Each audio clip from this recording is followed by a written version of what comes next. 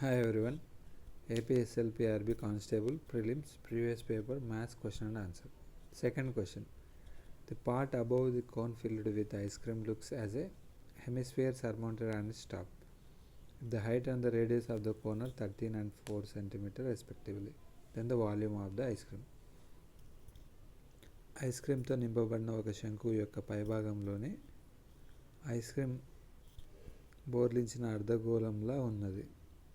శంకువు యొక్క ఎత్తు వ్యాసార్థాలు వరుసగా 13 సెంటీమీటర్లు 4 సెంటీమీటర్లు అయితే ఐస్ క్రీమ్ యొక్క ఘన పరిమాణం సెంటీమీటర్లలో. ఆప్షన్స్ 198, 176, 352, 396. ఒక ఐస్ క్రీమ్ లాగా వచ్చిందనమాట. అంటే పైన హెమిస్ఫియరు, కింద కోన్. ఏమడుగుతున్నాడు? వాల్యూమ్ అడుగుతున్నాడు. మనకి హైట్ ఇచ్చినారు, కోన్ హైట్, కోన్ రేడియస్. ఇప్పుడు cone radius is equals to hemisphere radius.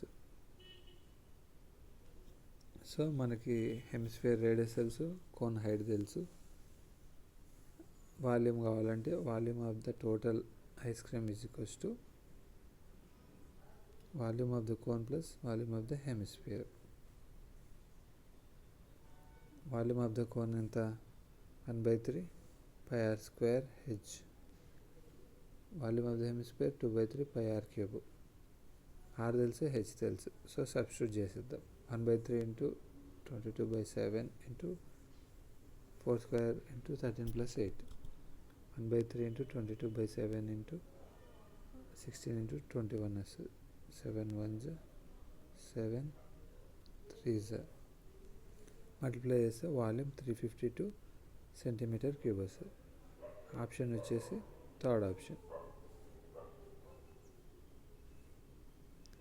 352.